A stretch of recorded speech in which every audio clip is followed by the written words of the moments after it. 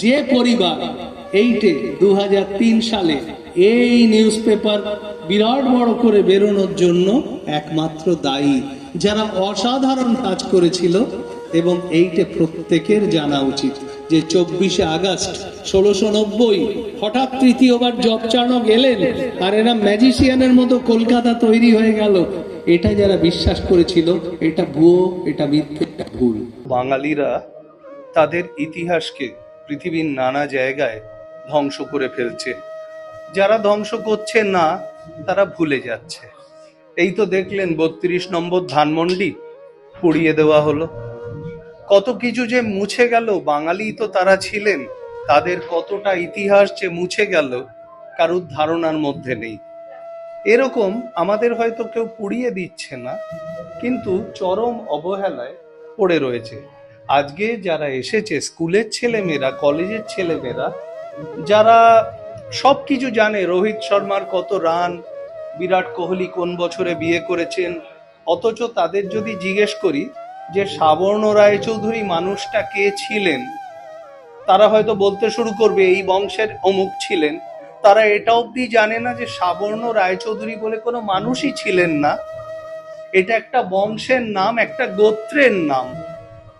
মানুষটা ছিলেন লক্ষ্মীকান্ত গঙ্গোপাধ্যায় রায়চৌধুরী। তো এতটা যেখানে ইগনোরেন্স, সেইখানে ইনক্রেডিবল ইন্ডিয়ার ওয়েবসাইটে বলা হয়েছিল এই সাবর্ণ রায়চৌধুরী পরিবার সংগ্রহশালার এই যে মিউজিয়াম, এইখান থেকে যে কোনো Kolkata trip, any trip to Calcutta should start from here.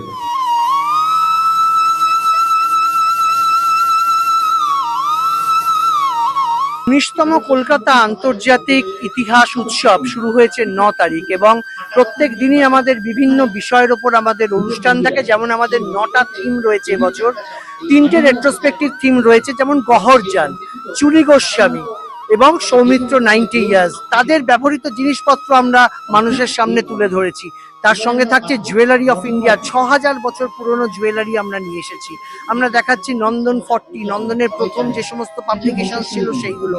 তার সঙ্গে থাকছে হচ্ছে ম্যাচ বক্স লেবেলস 1890 থেকে 1930, যা অপূর্ব এক কালেকশন আমরা মানুষের সামনে তুলে ধরছি। আর তার সঙ্গে রয়েছে আমাদের থিম কান্ট্রি জার্মানি। জার্মানির অসংখ্য জিনিস যা ভারতবর্ষে সংরক্ষিত হয়েছে বিভিন্ন সময়, সেগুলো আমরা এক জায়গায় নিয়ে এসেছি এবং federal government of Germany console general তারা এসেছেন এখানে, তারা দেখেছেন এবং মুগ্ধ হয়ে গেছেন এবং তারা বলে গেছেন যে এইরকম একটা প্রদর্শনী আমরা ইউরোপ বা আমেরিকাতে বা জার্মানিতে আমরা কল্পনাই করতে পারি না, যেটা আপনারা করছেন একটা অন্য দেশকে নিয়ে বা এত ছাত্রছাত্রীকে নিয়ে। বড় লোকের বিটি লোক, লম্বা লম্বা চুল, এমন মাথায় বেঁধে দেব লাল গেঁদা ফুল। কার লেখা, মানে কার গান? রতন কাহার। ইনি হলেন বীরভূমের রতন কাহার। 19তম বছর যেখানে এই ফেস্টিভ্যালটা হচ্ছে, হিস্টোরিক্যাল ফেস্টিভ্যাল। এই জায়গাটার একটা মাহাত্ম্য আছে যে সাবর্ণ রায়চৌধুরীদের যে কলকাতার প্রথম জমিদার বা ল্যান্ড ওনার্স, তাদের একটা বাড়ি। এটা 1710-এর বাড়ি, ওপরেরটা 1910-এ হয়েছে। এইখানে আমরা যেটা দেখানোর চেষ্টা করছি যে কলকাতার হেরিটেজ বা ওয়ার্ল্ড হেরিটেজ, এটা যতটা প্রিজার্ভ করা যায়। এইবার আমাদের মেন থিম হচ্ছে জার্মানি।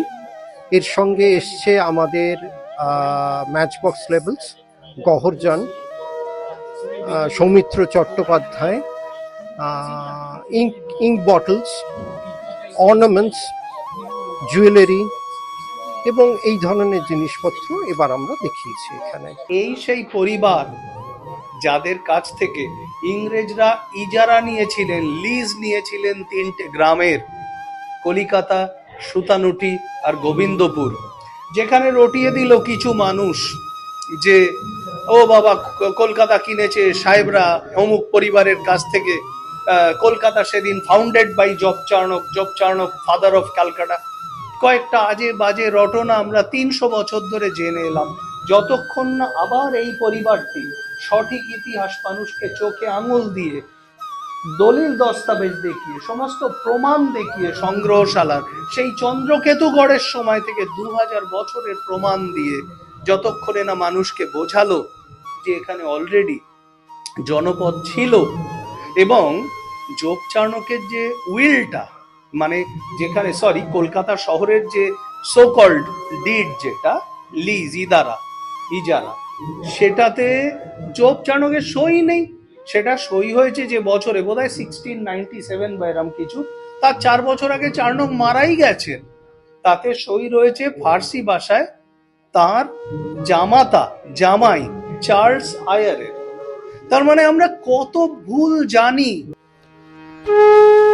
এই উৎসবটা ভারতবর্ষে কোনো পরিবারের হাত ধরে এত বড় মাপের একটা আন্তর্জাতিক উৎসব এই একটাই হয়, এবং আমরা যে জিনিসপত্র এখানে দেখাই সেটা কিন্তু সারা পৃথিবীর কোনো মিউজিয়াম দেখাতে পারবে না, এটা আমরা গর্বের সাথে বলতে পারি।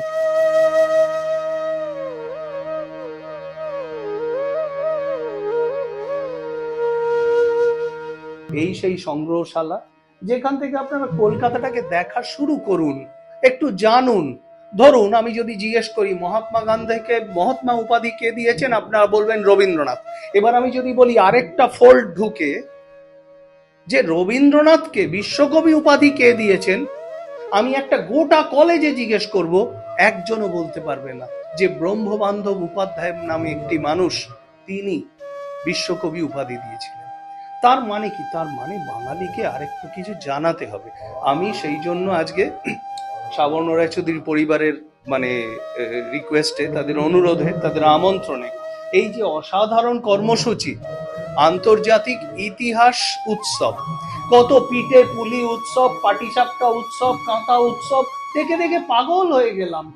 একটা ইতিহাস উৎসব কিন্তু আর কেউ করে না এই বাড়ি ছাড়া।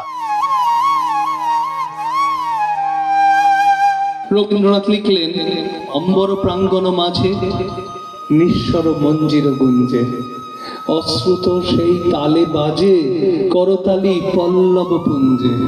কার পর পরশন আশা, তৃণে তৃণে অর্পিল ভাষা, সমীরণ বন্ধন হারা উন্মন কোন বনগন্ধে, মোর পিনা ওঠে কোন সুরে বাজি, কোন নব চঞ্চল ছন্দে, মম অন্তর কম্পিত আজি, নিখিলের হৃদয় স্পন্দে।